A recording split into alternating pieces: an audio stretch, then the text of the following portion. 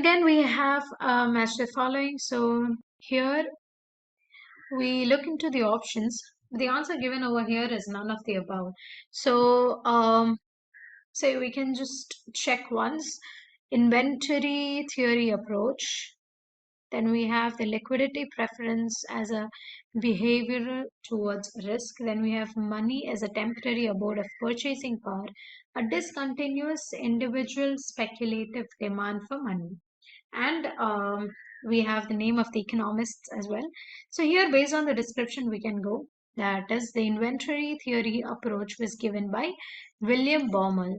So that is inventory theory approach by William Baumol. A should be 2. And here we can see out of the options, none of them are 2. So again, we can look into the other explanations given. Then we have the second explanation, that is of James Tobin, generalize the Keynesian theory of liquidity preference. So James Tobin, we have liquidity preference. The inventory theoretic approach was Baumol. Then we have, according to Milton Friedman, money is the temporary abode of purchasing power.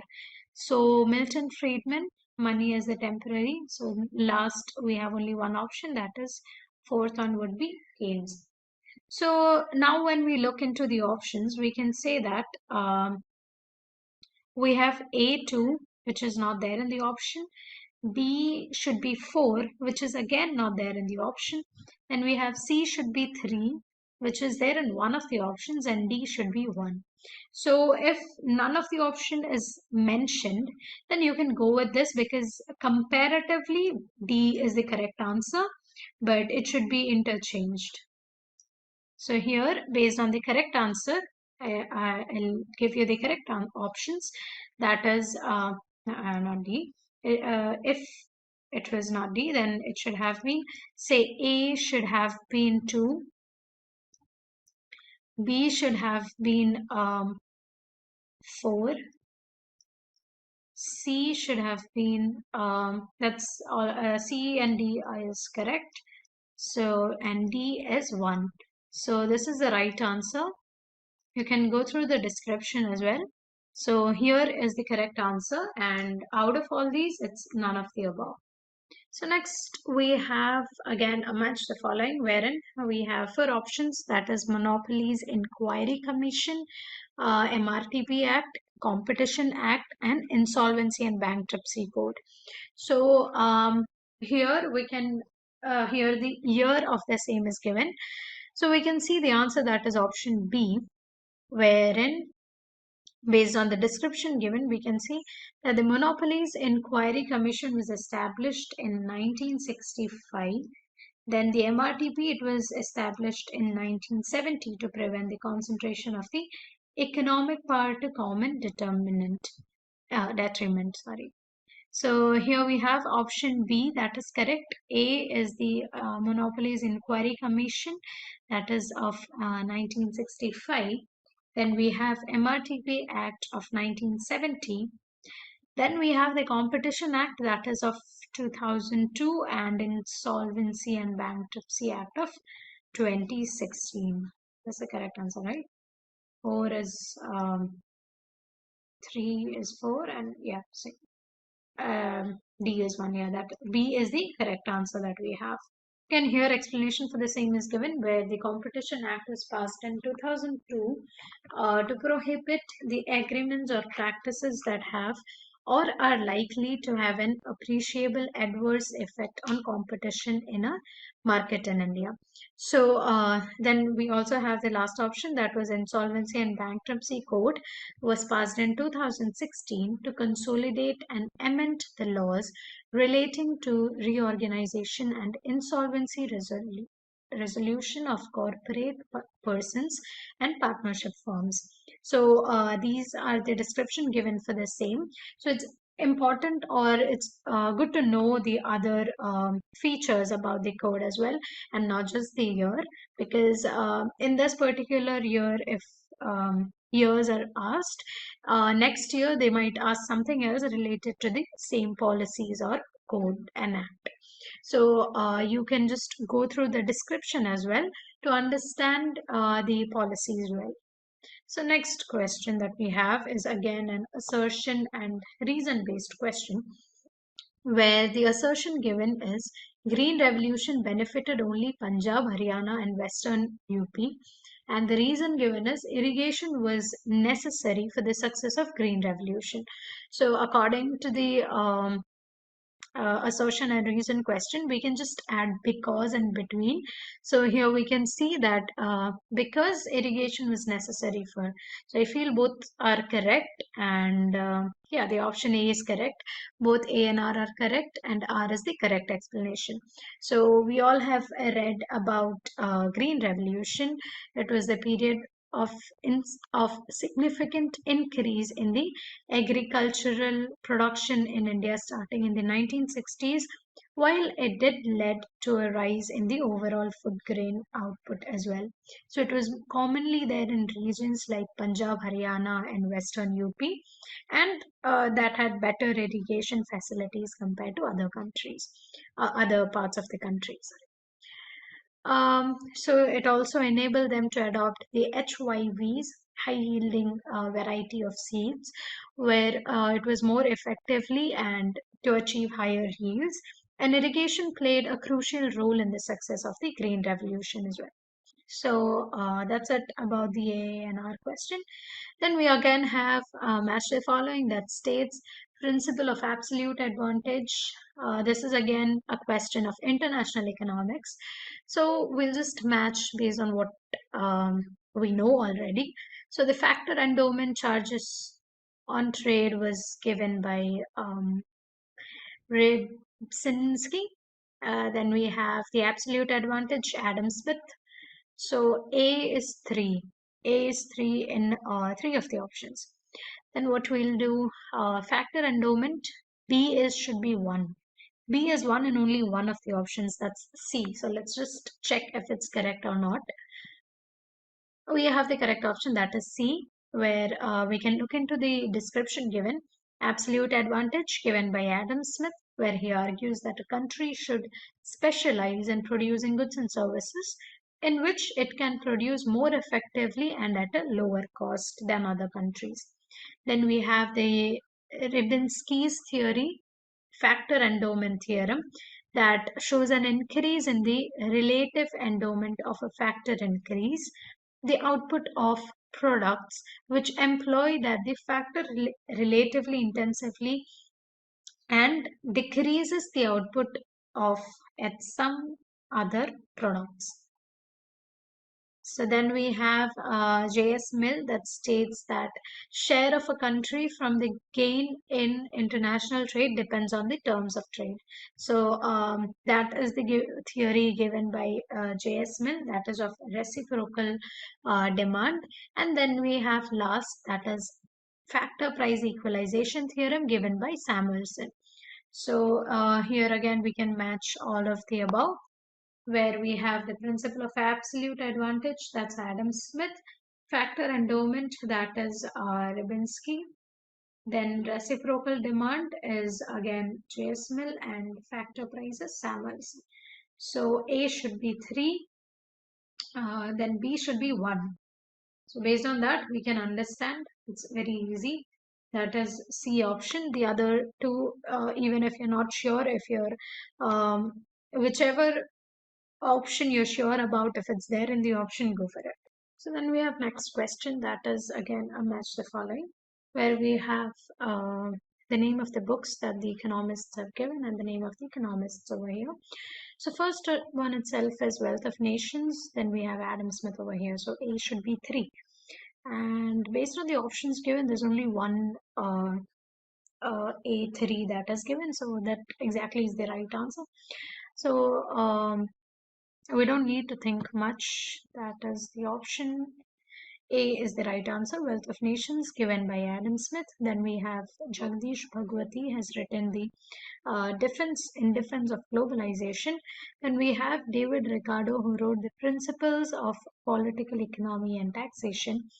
And yeah, so that's it. So then we have J.M. Keynes, who has written the treatise of money on money. So next question that we have is again a match the following permanent income hypothesis, which is given by Milton Friedman. So A should be 4. A is 4 and only one of the option. Oh, that's again very simple question because we exactly have an answer to it. So if you know any other options, even that would help. But here the option that I knew was permanent income hypothesis, that is Milton Friedman. We can look into the other options, that is Irving Fisher, who wrote, who has the intertemporal consumption models that analyze how the rational, forward-looking consumers make consumption choices over the period of time. Then we have Dusenberry, who gave the relative income hypothesis that states that an individual's attitude to consumption and saving is dictated more by his income in relation to others than by abstract standard of living. That is a relative income hypothesis by Irving Fisher. And the last one that we have is absolute income hypothesis by J.M. Keynes. So, according to the absolute income hypothesis, we can say that or state that the consumption is a stable function of current income. So the question is, there are two statements, and we have to say if it's correct or not. So first one is, if rows and columns are interchanged and columns into rows, the value of the determinant remains unaltered, but the sign is changed. So we know we have learned this in metrics. So, and the second statement is, when two rows and columns are interchanged, the numerical value of the determinant changes, but the sign of the determinant remains unchanged. So when we read the question, we can see that it's almost similar and it's quite confusing as well. But we look into the answer, that is option B. That is statement 1 and 2 both are incorrect. So we can look into the explanation given for the same. That is, when the transpose of a matrix is taken, the value of the determinant remains the same.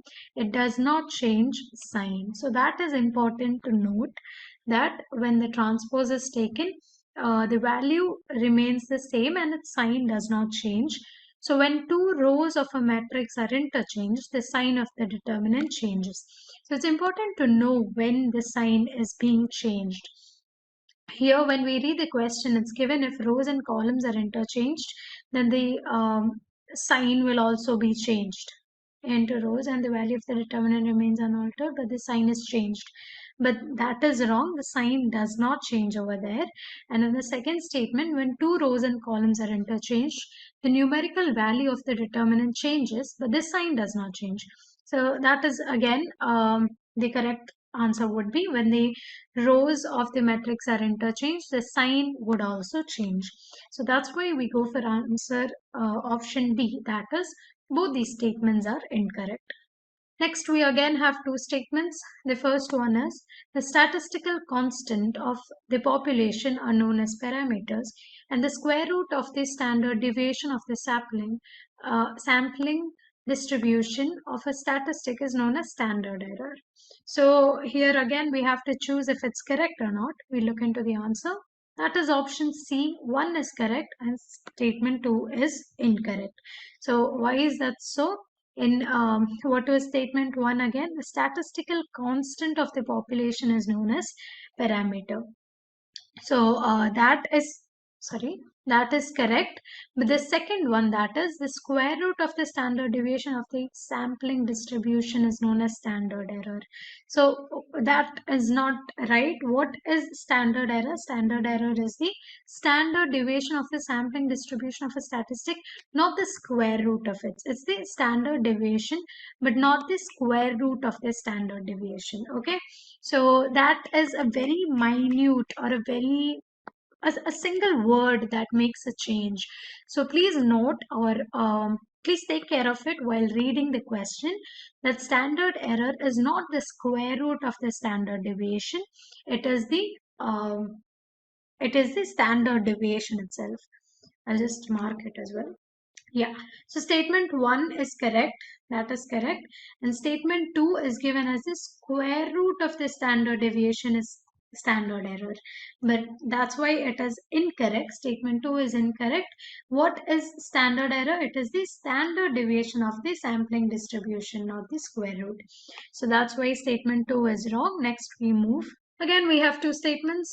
So you'll find many of such questions. So there's one of the problem that students face, that whenever the questions are so long, they prefer, they would be in a hurry and they would not read the question very precisely. So please take care of it and read the whole question.